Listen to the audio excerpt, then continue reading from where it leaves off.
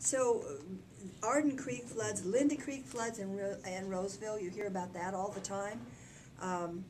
Laguna Creek, I sold a couple of houses on Chinquapin. There's a, Laguna Creek is in a, well, there's a ditch behind there, and it flooded those houses out. Dry Creek in Rio Linda.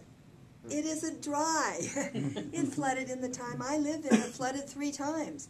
I mean, and in '86, it was amazing to stand on the 2nd story of my house and look out, because we were at the water ski lakes there, and everybody said, oh, those lakes will flood. Well, the lakes were fine. The front yard, however, was another matter, because the water was all backing up through the storm drains, and we had, well, we could go out in our boat.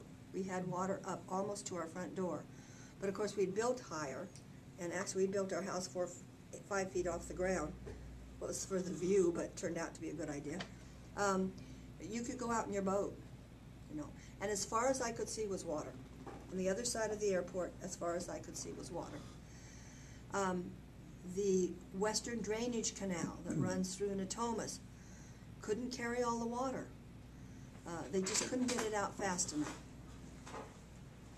So when that happened, we really have to worry about our levees breaking. Our levees are old, and you know we've been spending a lot of money fixing our levees, raising them. I think the American River's pretty much done. They've raised it. There's a whole nother, so what's going on in Laguna? They had this 20-year project, and it was a flood protection project. And they built dams all over that area out there near Rio Linda. People would get furious because suddenly in front of their house was coming up a levee. I'm sorry, not dams, levees. And they did it so that they could get 100-year flood protection, and so that FEMA would allow them to develop it. So we did, and we said, you don't need flood protection. However, I always said, guess what? The dam could always break. Buy flood protection for your house. If you are in an X zone, it's cheap, and it's really cheap insurance. Now, the feds have come in, FEMA's come in, and they said, we don't like your levees, they're still too rotten, we need to do this and that, and there's a huge project, which I'm hoping is ongoing, I haven't checked lately, to add a whole nother, another level of levee. And so meantime, we have a moratorium, no more building in Natomas, unless you can get somebody to switch permits for you. Okay. But that's what's happened in Natomas. So where we thought it was okay, now they're wanting more of a flood protection. And so we're back at square one again. Excuse me, Barbara? Yeah. We hear all this about, you know, and Congresswoman Matsui getting funds for flood protection, and it's all going to Folsom Dam and the levees. But you're saying there's this underlying problem that doesn't sound like it's being addressed with the creeks and the yeah, it isn't. stuff, whatever you call them. The drainage ditches. Yeah. You know, the first time that Woodside flooded, people had thrown junk in the in that drainage ditch. There was a mattress in there. That might have screwed up the pump. And the Chinquapin one, the pump failed. That Laguna Creek, it would have worked, but the pump failed. I mean, there are systems, but they're not foolproof. And really, before every winter, the county should be out checking every one of those drainage areas to make sure that people haven't thrown junk in them. How short-sighted. Now, I don't know, maybe Greg would know, but do you know why Woodside did flood? It flooded from the same place, didn't it? Yeah, but I'm not sure why. I just know that I lived there, so I. So you know it flooded. So I know. Yeah, yeah. So, and it's interesting. I think the association has flood insurance, but it only takes care of the outside and the walls. You need to have a condo policy as well that will replace the carpets and the drapes and the dishwasher and the whatever else. So you need 2 policies. So the effect on our insurance, of course, is now they have rezoned us. I was happily in a Zone X for a couple of years, but now I'm back in A99, which means you are protected by levees, but we don't trust them. And the insurance is way higher. I mean, it went from 300 to 800 or something like that. I think it might go higher. The other problem is, of course, we sold houses to all these people in Natoma saying you don't need insurance. You don't need flood insurance. and now all of the lenders are requiring flood insurance. So somebody who's already having trouble making their payment now has to come up with an extra maybe $500–600 a year to have a more expensive flood insurance policy. So that always affects us. All this stuff affects us, and it affects what we disclose. Barbara, you mentioned that you're in Rio Linda, and I think the flood insurance that I've heard of is covering Natomas. Is Rio Linda also being asked to have flood insurance as well? It depends on where you are. If you're anywhere in that Dry Creek area, yes. There's one Cherry Lane that floods like every other year. They now are, I've seen how they built their house. People raise their houses up like 12 feet. But if you're going to sell out there, check the flood, because a lot of that stuff flooded out there. Dry Creek is dry in the summer. There's some water, but man, it gets like 300 and 500 feet wide in the winter.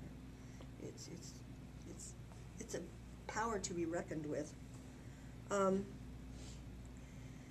I went to the economic forecast and heard the mayor of West Sacramento, whose last name I can never say. Cabaldon, Chris Cabaldon. And he spoke about a concern with regard to water. Evidently, what he said was Jimmy Carter passed in, when he was president, that you could not build hospitals in anything that didn't have 100-year flood protection. And he said that now there's something floating around that would make a requirement that you had to have 500-year flood protection. We couldn't do it. He couldn't. Nobody who, no city that's near a river could ever accomplish that, which would mean we could never build another hospital. I did tell Eric he needed to just please take that up with Congress, because he's the one I know. I just go, okay, Eric, do something about this. Because, you know, nobody's talking about it.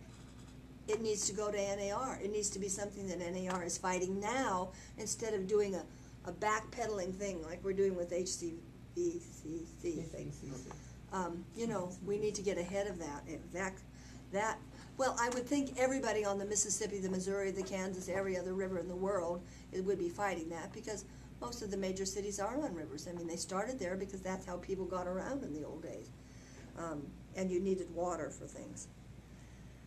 Water management. You know, water management is a huge balancing act. The state and the federal water departments have to decide how much water to keep in the dams. So, do we let the water out now? How much do we let out so that we don't get too much water in the dam and it'll break? We can't overflood the rivers. When it's really raining hard, like in '86, we said don't put stop having the water come out of the dams. They said we can't. It'll overtop the dams and wash the dams away. So they had to let out the water to protect the dams, and then then we had this disaster with the levees. So, or the near disaster.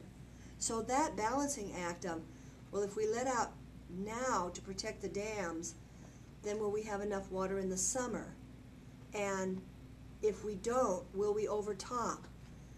The big project that Doris Matsui has gotten through for us is a secondary levee dam, that will have a different set of floodgates, this is my understanding.